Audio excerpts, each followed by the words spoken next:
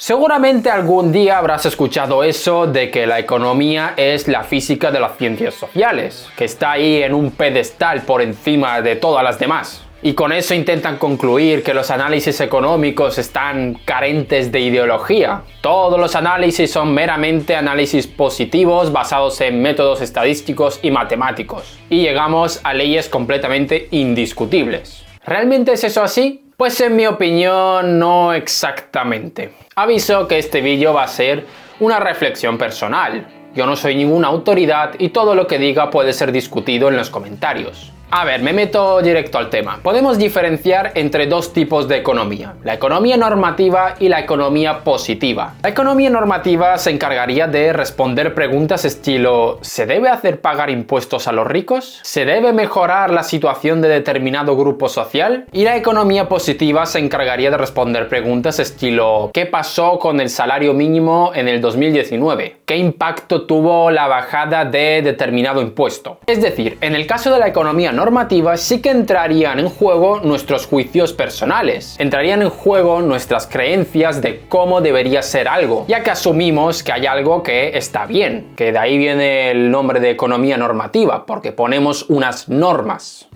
de cómo nos gustaría que fuera la realidad económica. Por tanto, en ese caso, inevitablemente va a entrar la ideología. ¿Y en la economía positiva? Pues la economía positiva básicamente responde al esquema de A ha provocado B. Es un análisis completamente descriptivo y aparentemente no entra en juego ninguna ideología. Y digo aparentemente porque luego al final lo voy a poner un poco en duda. Sigamos profundizando en los dos tipos de economía. Empecemos por la economía normativa. En el momento en el que consideramos que una situación es mejor que la anterior, entra en juego nuestra percepción de cómo deberían ser las cosas, de que algo debe ser así porque considero que es lo correcto, ya que cualquier suceso o política económica va a tener siempre, y repito, siempre, ganadores y perdedores. Y que te parezca bien que unos salgan perdiendo y otros ganando, automáticamente te hará tomar una postura. Uno me podrá decir, no, pero es que la economía lo que busca es el bienestar general. Ya, bueno, ¿qué es el bienestar general? ¿Es lo mismo bienestar para ti que para mí? ¿Hay solo una definición de bienestar? En economía muchas veces se enseña que una política será buena si el bienestar de la sociedad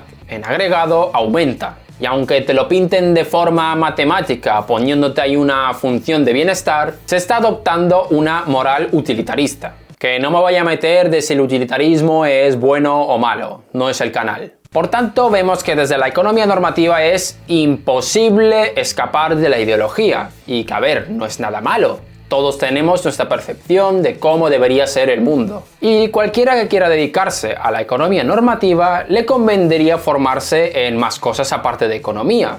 Sobre todo en filosofía moral, ya que, a ver, seamos claros, las justificaciones de determinadas políticas que te enseñan en la carrera son una mierda, hablando mal y claro. Si siguiéramos al pie de la letra lo que nos enseñan, seríamos como Zuckley cuando está juzgando a Eren. Todo se basaría en análisis coste-beneficio. Y a ver, puedes justificar las mismas posturas de una forma más razonable, no recurriendo siempre al análisis coste-beneficio. Así que siempre que veáis a alguien que diga no, es que según la teoría económica se debe hacer esto para mejorar el bienestar de la gente y que esto no es ninguna carga ideológica, está mintiendo. No. Está adoptando una postura ideológica. En la economía normativa la ideología está siempre presente. Pasemos ahora a la economía positiva. Esta parte de la economía sí que puede tener el privilegio de ser carente de ideología, ya que se trata de intentar dar una respuesta de por qué ha pasado algo. ¿Por qué pasó la crisis del 2008? ¿Por qué crecen los países? ¿Qué pasó tras la reforma laboral del 2012 en España? Todas estas preguntas se pueden responder analizando distintos datos que se han ido recogiendo a lo largo de los años. Y se tratará de dar una respuesta del estilo A ha provocado B. No entra en juego ninguna valoración de si está bien o está mal lo que ha pasado.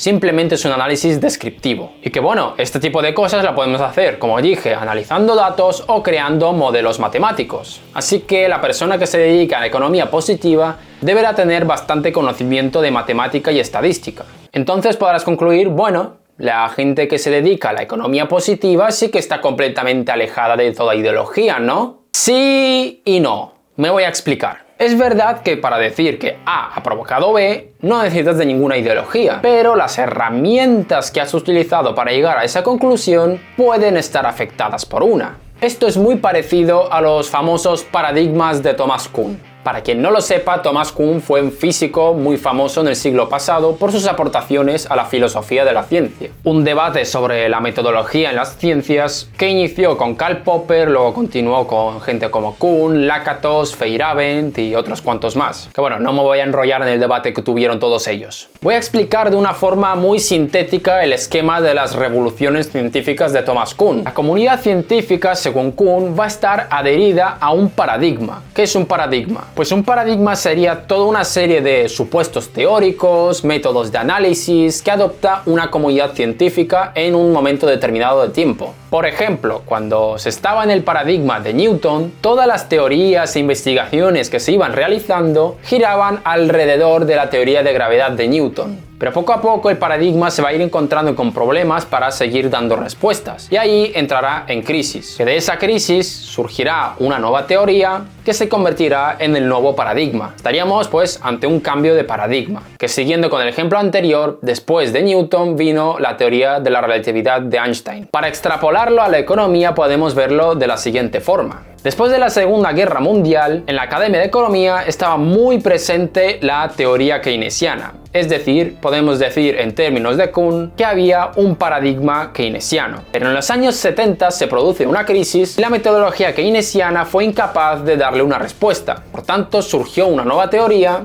la nueva teoría neoclásica, la teoría monetarista o la teoría neoliberal, como queráis llamarla. Y esa teoría se convierte en el nuevo paradigma, proponiendo pues toda una serie de supuestos, hipótesis y herramientas de análisis que duraron más o menos hasta el año 2008, donde parece que entraron en crisis. Que por lo que parece aún estamos ante un cambio de paradigma. Aún no está nada consolidado, pero la popularización de economistas como Piketty nos da indicios de que sí está cambiando algo. A ver, ¿a dónde quiero llegar con todo esto? Que aunque tú estés usando modelos empíricos o matemáticos para intentar describir algo, puedes verte influido por el paradigma en el que te encuentres. Por ejemplo, si te han enseñado cosas como las expectativas racionales, tus análisis pueden tomar en cuenta eso. Si asumes eso, puedes hacer que tus análisis te lleven a determinadas conclusiones. O si analizas todo desde la perspectiva solo del individuo, también puede cambiar la conclusión a la que llegues. Y que a ver, esto a lo mejor no lo hagas intencionalmente.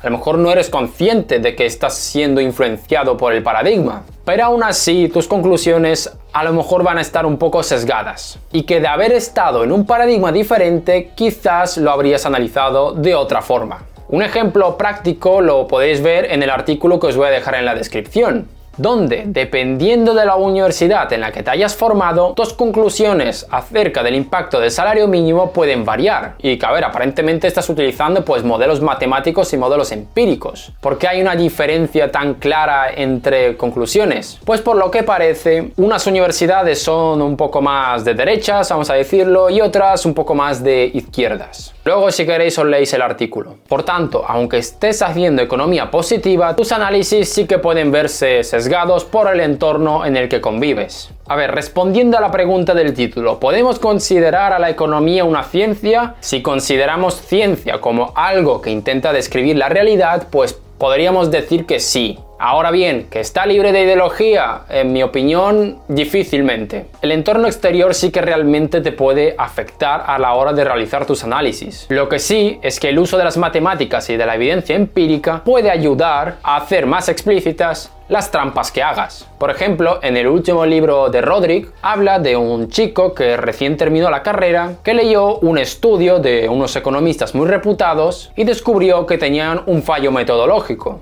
Ese fallo luego fue detectado rápidamente y las conclusiones del estudio cambiaron. Así que, a pesar de que los métodos empíricos y matemáticos aún pueden estar en peligro de caer en sesgos ideológicos, ayudan bastante a reducir estos. Así que nada, hasta aquí el vídeo de hoy. Espero que os haya gustado. Dejadme en los comentarios qué os ha parecido esto. ¿Estáis de acuerdo? ¿No estáis de acuerdo? ¿Creéis que la economía sí que puede abstraerse completamente de la ideología? Debatamos un poco. No tengo nada más que decir y nos vemos en el próximo vídeo.